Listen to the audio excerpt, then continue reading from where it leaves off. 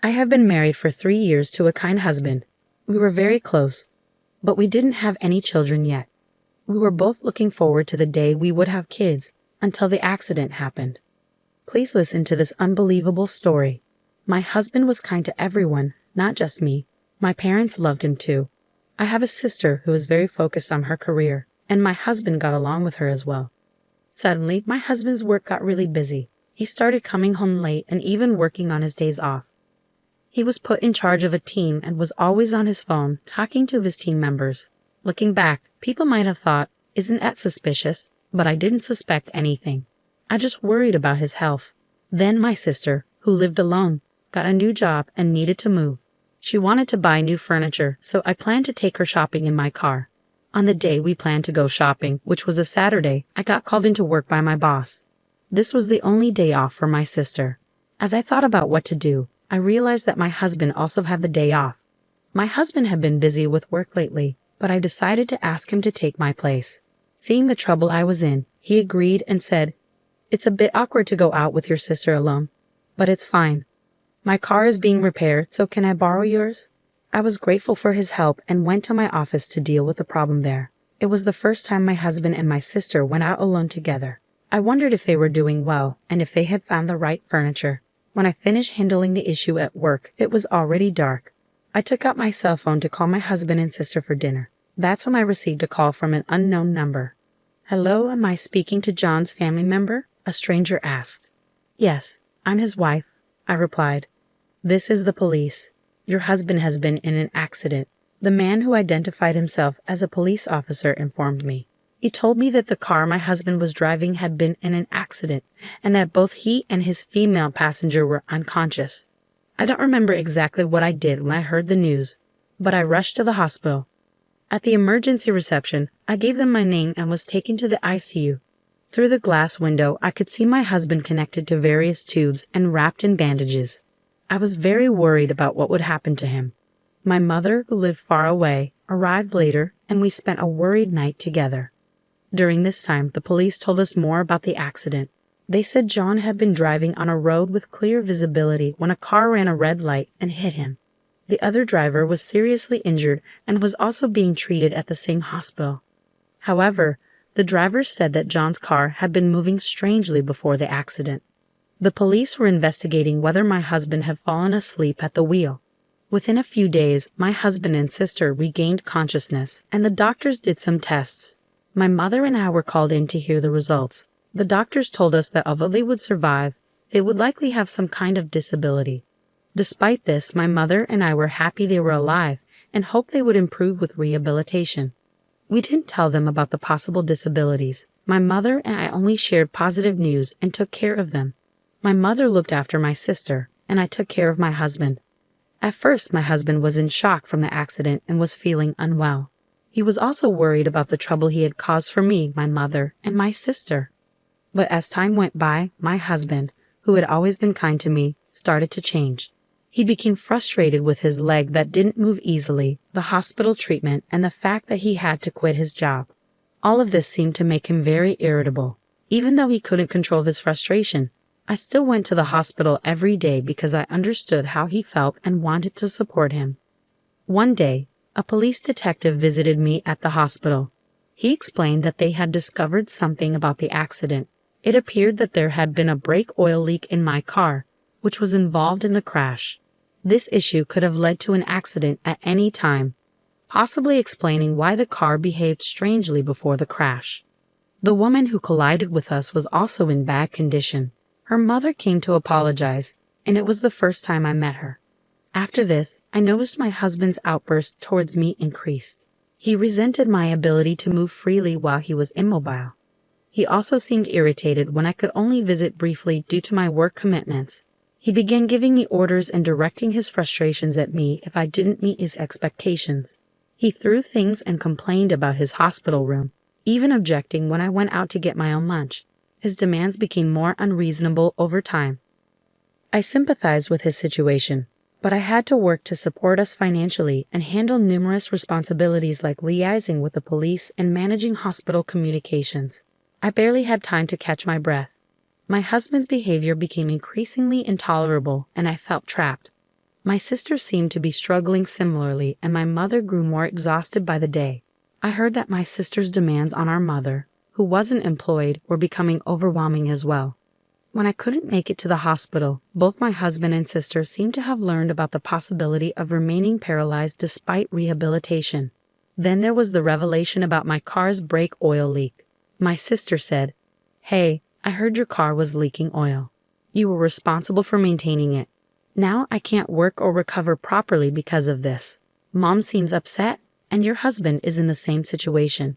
You're now responsible for caring for both of us for the rest of your life." My sister's accusations caught me off guard. I called my mother, who explained that my sister had been struggling mentally for a while. She also mentioned being too tired to go to the hospital. Despite this, I remained worried about my husband and went to see him at the hospital.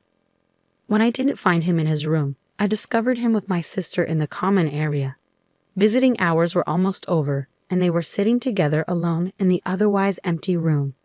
"Hey, I heard that if you had just taken the car in for inspection, none of this would have happened," my husband said, glaring at me. "Yeah, but you're the reason why your sister and I are in this mess," he continued. "The insurance will cover it, and now you're stuck taking care of us for the rest of our lives. Don't forget that." His words hit me hard, and something inside me snapped. "Since when did you two get so close?" I asked sharply. "What do you mean?" he replied defensively. "You don't visit that often, and your mom texted your sister to come over since we can't leave here, and we can't walk. What's wrong with me talking to your sister?" It felt like my husband and sister were teaming up against me. "Sure," I retorted sarcastically. "You guys hadn't seen each other for ages before the accident, right?" "What are you talking about? I'm talking about you taking care of us." "You know that," my husband said, brushing off my question. My sister didn't even look at me but nodded along when my husband said that I would be caring for them both for the rest of their lives. I didn't expect a response, but I continued speaking, hoping they might understand my feelings. "I wonder if the person who hit your car is recovering now," I said. "How should I know? She crashed into us when the light was red. It's just unbelievable," my husband replied. "Yeah, it was terrifying. We definitely need to make sure we get compensation from her. And this happened right when I was about to get a promotion," my sister chimed in. If I didn't interrupt, they would just keep complaining, so I decided it was time to tell the truth. "There's something you both need to know," I began. "What is it?" my husband asked. "Firstly, I did have my car inspected before the accident," I revealed. "Did you? Then the dealership should be held accountable. They must have known about the brake oil leak," he responded. "I agree. So right after the accident, the police contacted me. They wanted to determine the cause and asked to check my dashcam footage. But that old dashcam doesn't record audio, and it only starts recording after an accident, so it wouldn't show anything useful," he argued. "I understand your concern. However, you weren't aware that I had recently installed a new dashcam," I disclosed. My sister looked up in surprise. "What?" she exclaimed. As the truth unfolded, my sister's face turned ashen. "I also installed an interior camera," I continued calmly. "Modern dashcams can start recording with even a slight jolt. The police have already reviewed the footage." My husband appeared bewildered, and my sister looked on the verge of collapsing. "You were hiding something, weren't you?" I confronted her directly. I don't understand," she stammered. "You tampered with the car." My husband started to panic. "How can you accuse my sister like that? You're talking to her as if she's your enemy." Suddenly, he fell silent, clearly shaken. I mentioned earlier that even a slight movement would trigger the recording. So many private moments between you two were captured. I was mortified when the police asked if it was my sister who was in the car with me. My husband turned pale. "You've been having an affair all this time. I trusted you completely." Caught in the middle, my husband began to shift blame onto my sister. Mary isn't the only one responsible here. At that moment, the mother of the woman who had crashed into my car arrived at the hospital room. I had invited her to come over. "Don't you have something to say to her?" I asked pointedly. My sister was caught off guard by the presence of the small, tearful woman. "Wait, who's this?"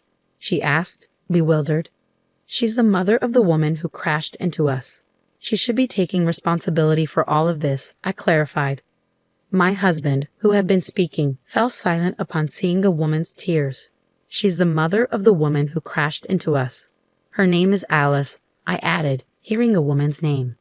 My husband turned pale, and my sister began to panic. What? Who is she? Do you know the woman who was driving? So they knew it was your car, and she crashed into it? My husband asked, clearly taken aback. Seeing my husband struggling, I decided to explain the situation to my sister.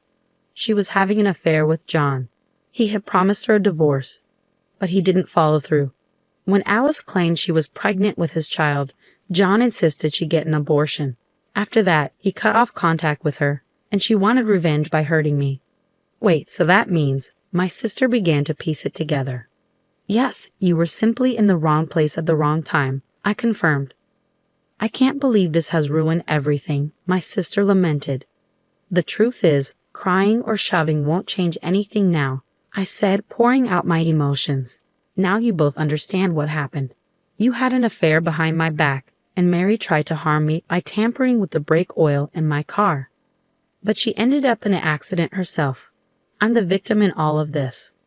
I continued, I was willing to work things out and not divorce you if you showed remorse and came clean during your hospital stay.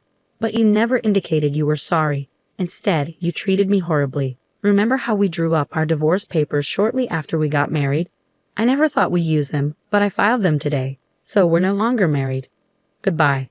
Having said everything I needed to say, I left the dark and quiet hospital feeling a sense of liberation from the resentment that had been bottled up inside me.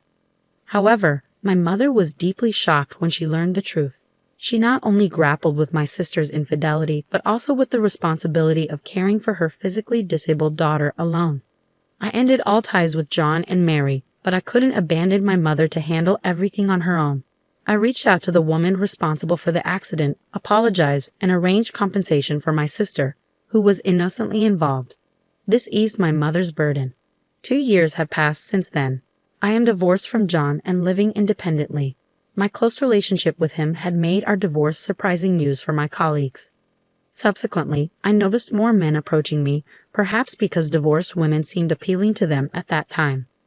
Despite this, thoughts of my ex-husband lingered, making it hard for me to consider dating again. Instead, I focused on advancing my career by studying for a certification exam and enrolling in an online business school after work. When I was married, I had never imagined pursuing such goals. Unlike my sister, who was dedicated to her career, I had never envied that path. Yet here I was naturally drawn to it. Life, I reflected, is unpredictable. Since then, my ex-husband moved back to his parents' house where he's facing criticism from his relatives for his behavior towards me. His mental state has deteriorated, and there have been reports of violent outbursts causing trouble for those around him. Meanwhile, my sister also returned home but struggled with mental illness, displaying self-centered behavior.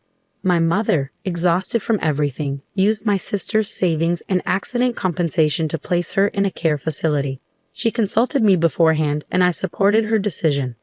If I hadn't taken action back then, I might have been trapped in a life of servitude to both of them forever. It's something I never foresaw. I passed my certification exam as planned and was transferred to a department where my skills are put to good use. I developed a close relationship with a teacher from my online business school, and soon will be married. He's not just kind to everyone but incredibly caring towards me. When I come home late, he prepares dinner for us, a gesture that brings me immense happiness. As I shared these thoughts with the stars, I hurried home to the partner who awaited me.